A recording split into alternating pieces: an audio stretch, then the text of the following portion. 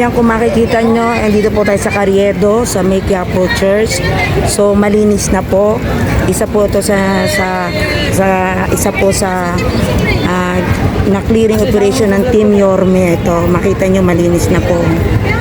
Na dati puro tent po yan at saka mga karito na nagtitinda. Ngayon makikita nyo naka-parking po yung mga motor na lang po yan.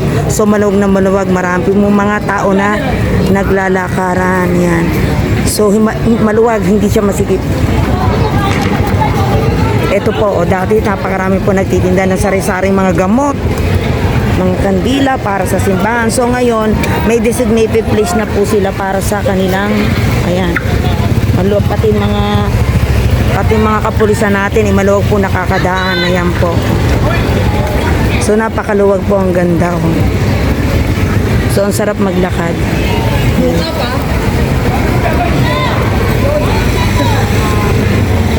Ayan, ito po kung makikita nyo, dati talagang hindi ka po makakalakad kundi sa gitna kasi 3-layer po yan ng may tindahan po ng mga sari-sari, bila ng mga cellphone, kandila, gamot, yan po. Ayan, di ba ang sarap maglakad?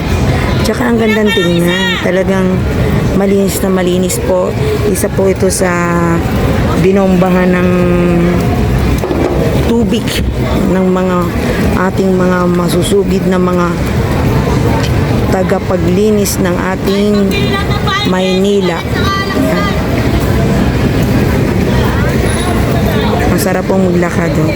Tsaka po maliwalas, masarap tingnan, malinis, hindi po dugyot. So umpisa pa lamang to sa ginagawa ni Mayor Isko Moreno. So marami pa po tayong mga abangan.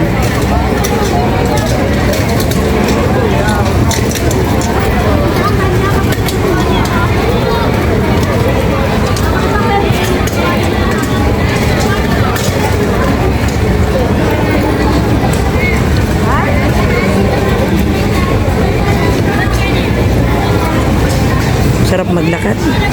Di ba dati Ate Melvin, no, pag naglalakad tayo dito, excuse me po. Kasi mga gamot, kandilas, cellphone case, oh, lahat na lang. Face mask, di ba? Tapos mostly herbal plants. Herbal, oo, herbal. Medicine. Yes, so nakita nyo, kita ng mga marmol. Ang sarap, no, lumakad. Hindi ka talaga makakalakad dito. Tsaka itong way na to, ayan. Itong nakikita nyo yan. Talaga napakasigip niyan dati. Hindi nga makikita mo yung inasal. Ngayon kita na no, Ate Melby. Tsaka ito mismo itong dadaanan natin. Kakapiraso lang talaga itong way. Ito lang po. Ito, yan lang pong dadaanan talaga. Kasi itong mga to, puro mga tindahan po yan. Pati po to, sobrang linis po, maluwag oh. So malaya pong nakakapaglakad ang ating mga kababayan. Yan. At ang mga sumisimba po rito sa Quiapo. Kung inyong susuriin ito po dito kami dati unang kasama namin si Ka Eric. June 12, Independence Day. So dito kami nagrally noon, yan. Hindi ko makakalimutan yan. Kasama namin si Ka Eric. So ngayon napakalinis oh. Ito, dito pa ako bumibili dati ng tubig. Noong rally namin, noong birthday ni Tatay Digong. Maraming dito, naka-stall ng mga tindahan, yan. Yan, tindahan ng tubig yan. So kaya ko po nasasabi, lagi kami dito po. Ayan, kagaya niya, nakikita na po yung inasal. Dati wala. Tsaka po ito. Hindi mo pwedeng lakaran to. Ito. Itong nakita nyo. Ito. Yan, no, malinis na po talaga. Sobrang linis na po. Tsaka inanhon po talaga ng binombahan ng tubig na talagang galing sa hose ng mga bumbero. Yan. Yan o. Makita nyo o. Talaga pong on and off ang naglilinis. Tsaka talagang nakasealed pa ang mga basura. Kaya po talagang mailalagay po sa tama. Ito, puno to dati. Ito, oh. Ito kung makikita niyo, puno to dati. Kasi ano, kung matatandaan nyo, lahat po nung makikita nyo dito dati, gulayan. Gulayan to. Di ba, Ate Melby, mga gulay yan? Gulay yan. Gulay to. Oh. Oh. Tinda ng mangga. Oh, so isa na lang makikita natin, nagtitinda ng mangga. So maganda naman po yung nakapwestuhan niya kasi doon po siya sa designated box. So yan, yung sinasabi po namin kagaya doon sa Divisoria na may mga label po na hanggang dito lang kayo, so hindi kayo lalampas, di ba? So ang sarap maglakad oh. Ito yung tunay na kalsada na po talaga ng Quiapo po. Ito, tunay na kalsada na po. Ito na po yung highway na dadaanan po, maluwag, malinis. Yan. Napakaluwag, sobra. Ang sarap maglakad. Di ba, Ate Melby? O, doon na tayo lumabas. Nakakatuwa.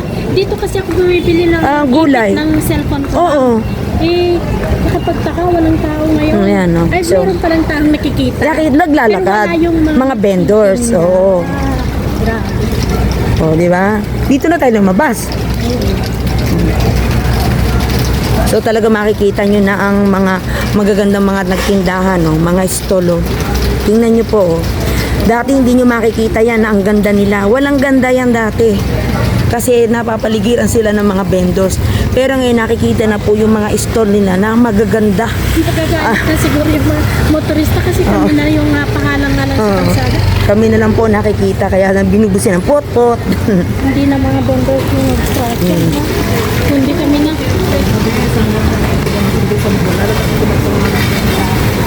Sobrang linis.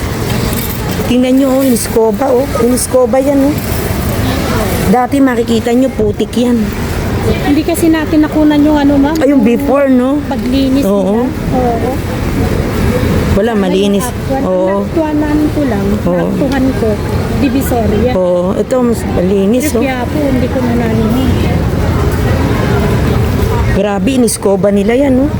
Sipin nyo, ang sarap maglakad. Alam nyo kung bakit hindi ka mangangamba nakakapitan ng mga putik. Kasi dati talaga, makita nyo, kumapal na lang sa putik. Amoy panghig, wala. Oo, wala nang mapanghi. So, ang maamoy nyo lang detergent. Wow! At saka nakikita na po talaga yung mga establishment kagaya ng Villarica, Magdalena, Western Union. Dati, yes, dati po hahanapin mo pa yan kasi natatakpan na po talaga ng mga paninda. At saka nakita nyo kanina, umiikot yung mga police. Umiikot. Umiikot ang mga pulis, sana malaya sila. Yung mga stadyan, medyo takot. Takot sila ngayon. Ay, dito na tayo lalabas, Quiapo na. Ito. Central na tayo sa Oo, Central. O, diba? Ito na po ang Quiapo ngayon. Malaki na po ang pinagbago. Bagong anyo ng Quiapo. Ayan. Quinta Market na tayo. O, nasa Quinta Market and Peaceport sa Quiapo. Ate Melby, tinan mo, oh, linis. O, ayan. Oh, yung SM. SM Carrieta. Linis.